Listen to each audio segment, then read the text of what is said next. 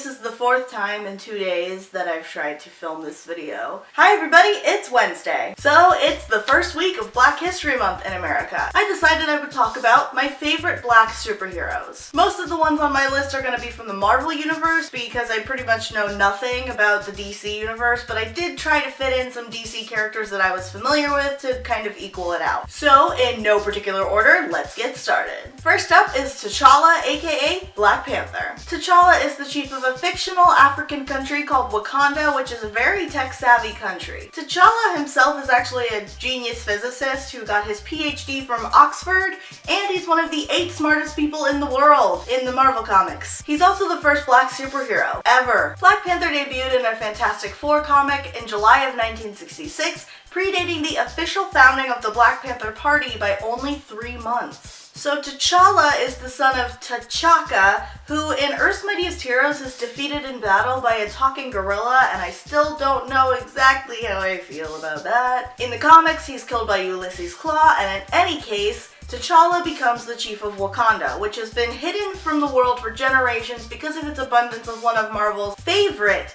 fictional metals, vibranium, aka the metal that Cap's shield is made out of. Something that I didn't know about Black Panther is that he's been in a lot of television shows, animated shows, but to be fair, Marvel has only started making live-action adult shows relatively recently with Agents of S.H.I.E.L.D. and Daredevil, and now Jessica Jones. Anyway, T'Challa has been voiced by so many amazing, talented actors like Keith David, Dr. Facilier from The Princess and the Frog, and Djimon Hounsou, who played Karath in Guardians of the Galaxy. He's also soon to be featured in Captain America Civil War, played by Chadwick Boseman, and while I'm not actually going to be rooting for the side that he's on, I'm still super stoked that the MCU is finally recognizing this character. Also, he's canonically married to Storm, so Ororo and T'Challa sitting in a tree. Up next is Selina Kyle, aka Catwoman, as played by Eartha Kitt. What I love about Eartha Kitt's portrayal of Catwoman is not only that she's less of a romantic foil for Batman as much as a worthy adversary, but that Eartha Kitt plays her. I mean, Eartha Kitt is a legend, and while, yeah,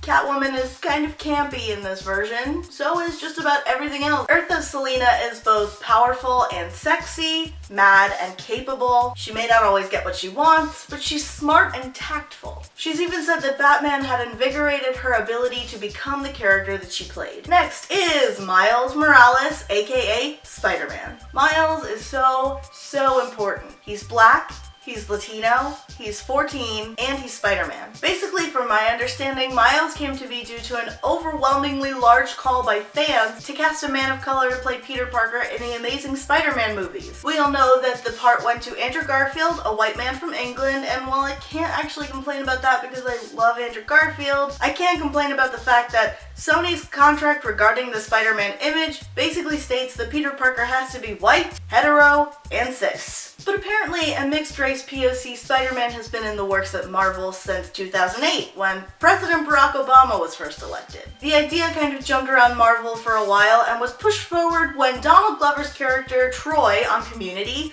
wore a pair of Spider-Man pajama pants. Donald Glover also spoke out about the racist backlash against a black Spider-Man. He did so very simply and eloquently, and I like to think that that was the moment that Miles was really born. A lot of people thought that Miles' creation came about due to Marvel needing to be more politically correct, but I really think that they were just ready to create a Spider-Man character that wasn't Peter Parker and that the world was ready to take seriously. Moving right along to Monica Rambeau, aka Captain Marvel, aka Pulsar, etc. She had a lot of name changes. When I used to think of Captain Marvel, I exclusively thought of Carol Danvers. She's probably the most well-known Captain Marvel character, but she's by far not the only one. In 1982, Monica Rambeau appeared in the Amazing Spider-Man comics under the Captain Marvel moniker. This was the first time she had ever been seen, and she was the second Captain Marvel to debut in the Marvel comics. Rambeau was born in New Orleans, and she served as the captain of a cargo ship for the New Orleans Harbor Patrol. While on the job, she was exposed to extra-dimensional energy, surgery, which therefore allowed her to convert her body into pure energy, which is really freaking cool. Also really cool about Monica is that she is the first African American female to join the Avengers. She was inducted by her good friends Captain America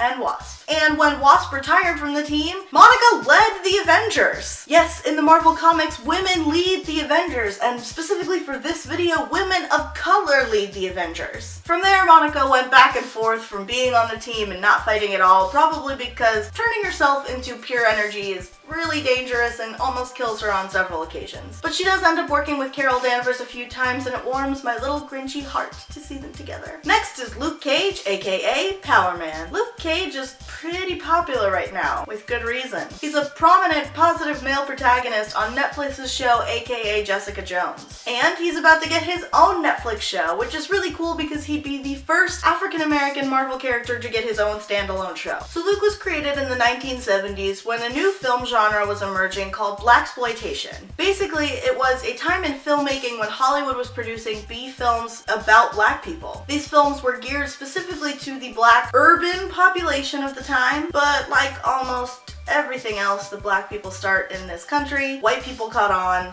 and the distinction became almost obsolete. However, when the blaxploitation films fell out of popularity, so did the Luke comics. Instead of getting rid of him altogether, Marvel teamed him up with another failing comic hero who is famously his best friend now, Iron Fist. Luke's life as a young man was filled with crime and drama, and through a betrayal by his former best friend, Luke ends up in prison, which he gets out of by way of super serum. He volunteers to test a new version of the super serum, which works way better than it's supposed to, and he basically becomes impervious and super strong. He was affiliated with the Defenders, which he will be an official member of on Netflix in the coming years. Basically, his relationship with Jessica Jones in the show is almost identical to their relationship in the comics, except that Jessica reacts very differently to their first one-night stand. They grow close as they play bodyguard to Matt Murdock for whatever reason, and she rehashes her trauma with the Purple Man / Kilgrave. Oh, and she gets pregnant from their first sleepover, hookup,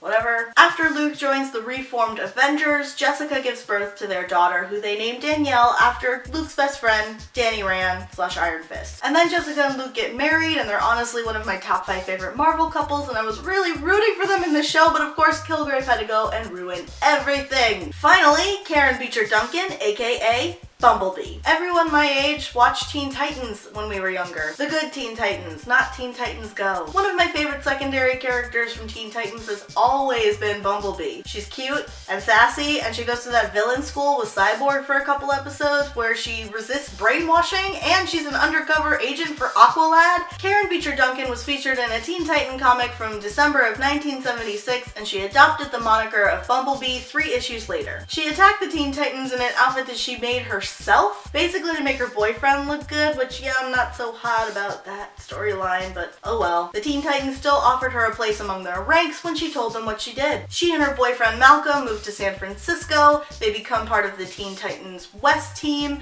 and they fight with that team for a while. Eventually they get married and retire from superhero life, which in superhero terms just means that they go back and forth between fighting with the team and not fighting at all. As I said earlier, on Teen Titans, she's one of the students at Hive, and once again, she resists brainwashing by the Hive administrators, and she has one of the best lines on the entire show ever. Thank you so much for watching this video. If you liked it, please give it a thumbs up, as usual. In the comments below, please tell me who your favorite character on this list or in my honorable mentions were, or suggest other characters to me that I didn't list. Also, if I have said anything that may be construed as offensive or is taken in the wrong context, please let me know in the comments. If you're not subscribed to us already, please do so down below, especially if you'd like to keep watching our videos for Black History Month. We have a couple more coming up, and the Scrivener and I will see you next week.